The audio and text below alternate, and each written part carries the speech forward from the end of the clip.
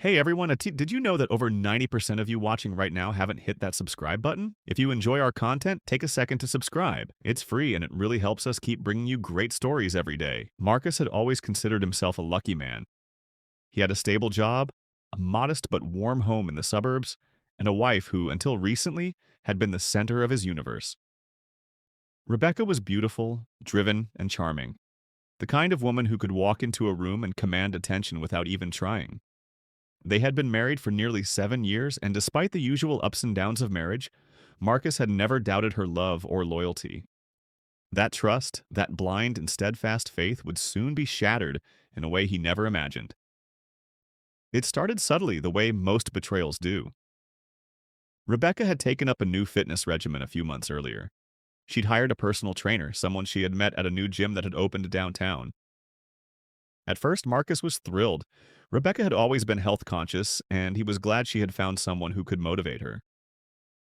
She began spending more time at the gym, telling Marcus she was focused on hitting her goals before summer. He admired her dedication, even when it meant late sessions or early morning runs. But then things started to feel off. Rebecca became distant. She smiled less. Their conversations grew shorter, more forced. She started guarding her phone, setting new passcodes, and turning it face down whenever it buzzed. Marcus chalked it up to stress. Work, fitness, and life could wear anyone down. He didn't want to seem paranoid or controlling, so he said nothing. But inside, a quiet discomfort began to grow. It was a Thursday night when everything changed. Marcus had fallen asleep on the couch, exhausted after a long day at work. The house was dark, the only light coming from the television screen flickering in front of him. Rebecca had said she'd be late getting back from the gym. She mentioned a new routine she was trying out. He remembered nodding drowsily as she kissed him on the forehead and walked out the door around 7:30 p.m. At 1:14 a.m., his phone rang. He stirred, groggy and confused, blinking at the screen. The caller ID read, "Unknown." "Hello?" he answered, his voice hoarse. "Is this Mr. Marcus Hill?" the voice on the other end asked. It was calm but official, controlled. "Yes, this is Marcus. This is Officer Sanders with the city police. I'm calling regarding your wife, Rebecca Hill. She's currently at St. Vincent Hospital. She was found unconscious in a motel room and was transported for medical evaluation. She's stable now, but you should come down." For a moment, Marcus didn't respond. The words hung in the air like fog. "A motel?" he finally asked. What? What happened?" "We're still investigating the details. We just need you to come down. Ask for the emergency reception when you arrive." Marcus hung up, heart pounding. 1,000 thoughts ran through his mind. Had she been attacked? Was she hurt? Why was she at a motel? None of it made sense. He drove like a man possessed, barely remembering to grab his wallet and keys. The night felt heavier than usual, the streets too quiet. When he arrived at the hospital, he rushed through the automatic doors, scanning for the emergency desk. "I'm here for Rebecca Hill," he said breathlessly. The nurse gave him a look of recognition and nodded. "Room 214. She's awake now." Marcus hurried down the corridor. As he reached the room, the door was slightly ajar. He pushed it open gently. Rebecca lay in the hospital bed, pale but alert. An IV line ran into her arm, and she looked dazed, almost embarrassed to see him. "Marcus," she whispered. "What happened?" he asked, stepping closer. She looked away. It's complicated." A soft knock at the door interrupted them. A police officer stepped inside. "Mr. Hill, I need to speak with you briefly, outside if you don't mind." Marcus followed him into the hallway. "We're not charging anyone at this time, but your wife was found with another individual, a man named Connor Blake. He's her personal trainer, according to the initial report. We believe alcohol was involved, but there was no evidence of foul play." EMTs were called when the motel clerk reported screaming and a possible medical emergency. Marcus felt the world stop spinning. "Her trainer," he repeated. "They were together?" The officer looked uncomfortable. We don't want to make assumptions, but they were registered under a joint reservation. I thought you should know. Marcus didn't go back into the room right away. He walked outside into the cold night air, trying to catch his breath. It felt like a punch to the chest, hard, sudden, and unforgiving. He sat in his car for nearly an hour before going home alone. Rebecca was being held overnight for observation, and though she asked him to stay, he couldn't bring himself to sit beside her in that sterile room full of lies. The next morning, Marcus returned to the hospital, not out of love, but for closure. Rebecca looked better, but her eyes were rimmed with guilt. "Tell me the truth," he said flatly. "How long?" She didn't pretend. She didn't deny. She stared at her hands as she spoke. "A couple of months." Marcus closed his eyes, feeling the weight of her words land like stones. "I never meant for it to go this far," she said. "It started out innocent.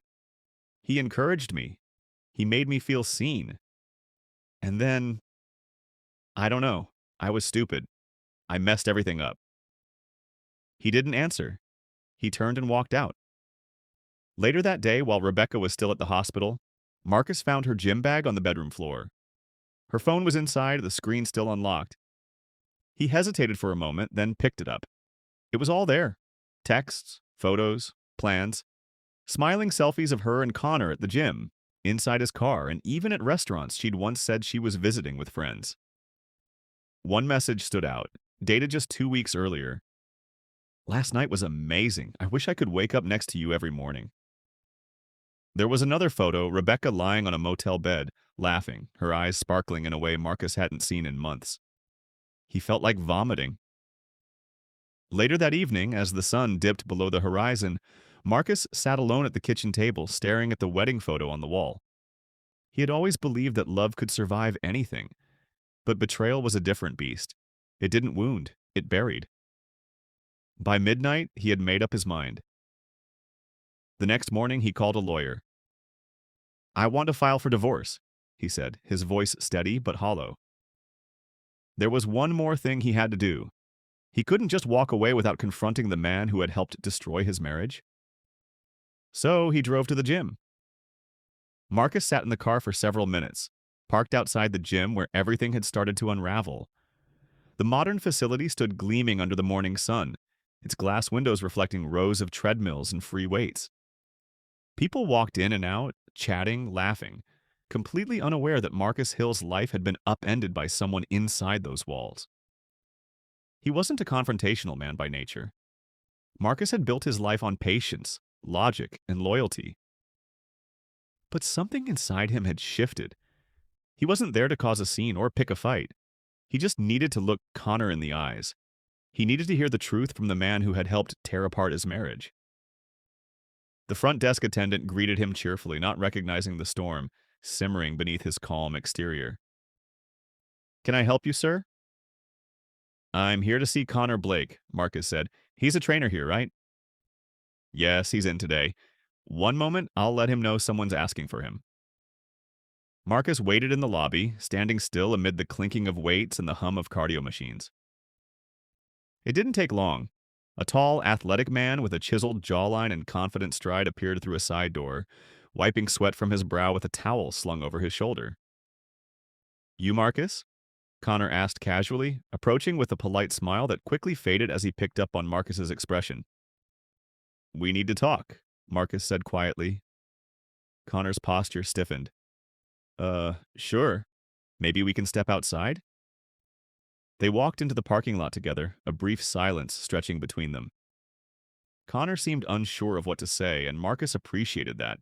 He didn't want rehearsed apologies or excuses. "So," Marcus began, "you're the one." Connor exhaled, glancing away. "Look, man, I didn't mean for this to happen." "That's what she said, too," Marcus replied. "I didn't know she was married at first," Connor continued. "She never wore a ring when she trained with me. She didn't bring you up." Marcus nodded slowly. "And when you did find out?" Connor hesitated. "It was complicated." "No," Marcus said firmly, his voice low but steady. "It's actually very simple. You were with a married woman, and you kept seeing her even when you knew. I'm not proud of it, Connor said. But things between us got serious. She told me she wasn't happy. She said you were distant. She made it sound like your marriage was already over. Marcus clenched his jaw. That part stung, not because it was true, but because Rebecca had rewritten their story to justify her actions. I don't care what she told you, Marcus said. You knew, and you chose to be part of it anyway.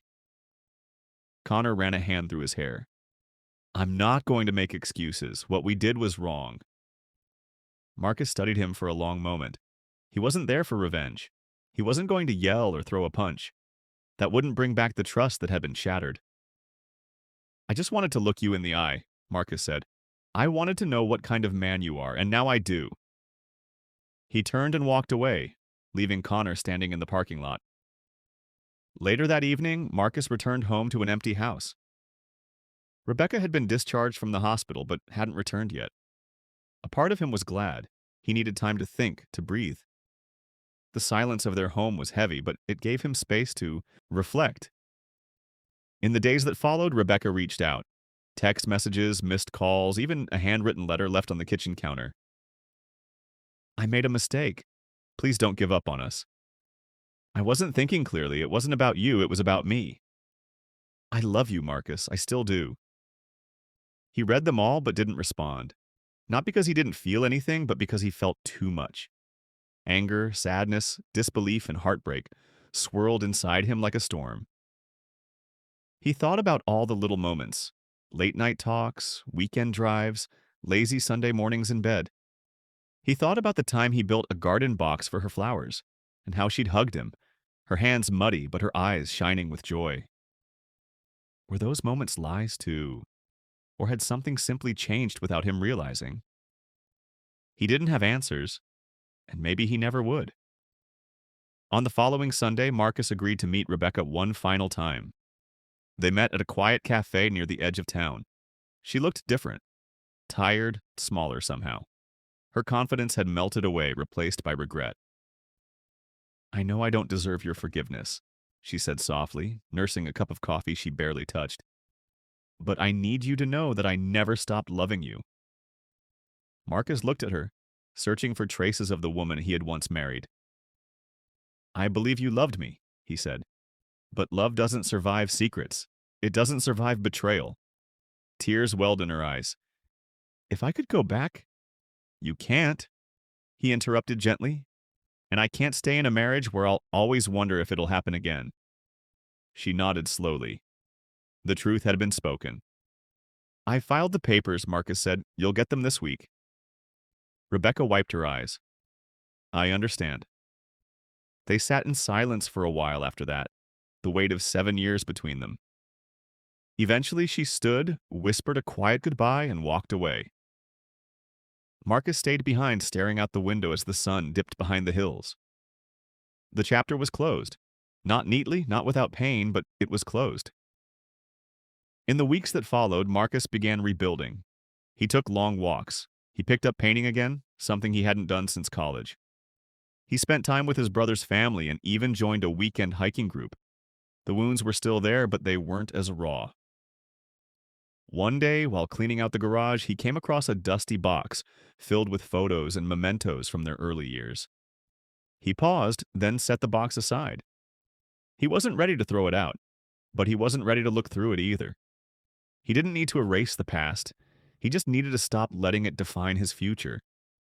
Marcus had loved Rebecca with everything he had, and even though it ended in heartbreak, he had no regrets about how deeply he cared. That, he decided, would be his strength moving forward. Not bitterness, not blame, but the knowledge that he had loved fully and now had the courage to let go. The house felt quieter now, not just in sound, but in presence. Since Rebecca had moved out, the rooms echoed in a different way. Her shoes no longer sat by the front door. Her laughter didn't drift from the kitchen while cooking, and her scent no longer lingered on the pillows they once shared. For weeks, Marcus had been walking through a familiar space that suddenly felt foreign. But strangely, he wasn't drowning in sadness anymore. Instead, something else was blooming, peace. There were still tough days. Moments when he'd pick up his phone to message her before remembering they no longer shared that closeness. Days when his heart ached, not because he missed what was, but because he grieved the potential that would never be. But every time he resisted the pull of regret, he felt a bit stronger. One Saturday afternoon, Marcus stood in the garden, hands in the soil, tending to the flower beds he and Rebecca had once planted together. Spring had arrived early this year, and the sun warmed his back as he trimmed away the old leaves.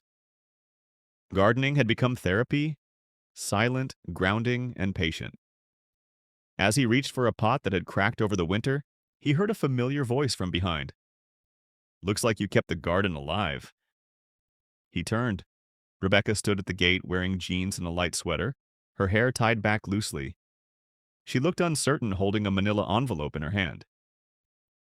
"I signed the divorce papers," she said quietly. Marcus nodded. "Thanks for bringing them by." She hesitated, then walked toward the porch and placed the envelope on the small table. "I wasn't sure if I should mail them or—" He wiped his hands with a towel. "This is fine." They stood in silence for a beat, the air heavy with memories. Then Rebecca took a breath and looked up at him. "Marcus, I've started therapy, weekly. I'm trying to understand why I did what I did. And I know it's too late to fix us. But I wanted you to know that I'm working on being better. For myself." He watched her, unsure of what to say. She sounded sincere, and something about her presence now felt quieter, less desperate.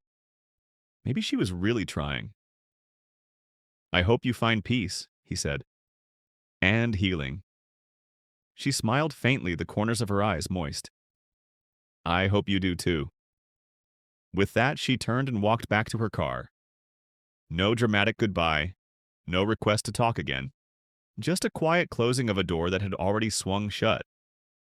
That evening, Marcus sat on the back porch with a cup of tea, gazing at the fading sunset. It was beautiful, the sky streaked with oranges and purples. He thought about all he had endured over the past few months. The betrayal, the sleepless nights, the hospital call that had shattered his world. And yet here he was, still standing, still breathing, still becoming. A few days later, while browsing in a local bookstore, Marcus found himself in the non-fiction section. He picked up a book on emotional resilience, then another on personal growth.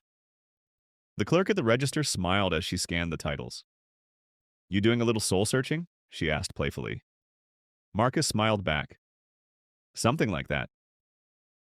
He didn't expect to see her again, but the following week, they bumped into each other at a coffee shop nearby.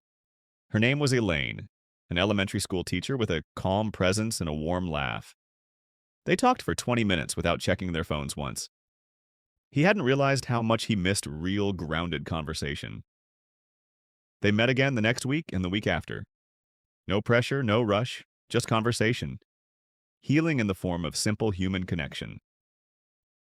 He didn't tell her about Rebecca right away. That story belonged in the past. For now, he wanted to discover who he was becoming, not be defined by what had broken him. One Saturday morning, as Marcus packed up some old items from the storage closet, he came across a folder of photographs from his wedding. His first instinct was to toss it aside, but something stopped him. He sat on the floor and slowly flipped through the images. There they were, smiling, dancing, promising forever.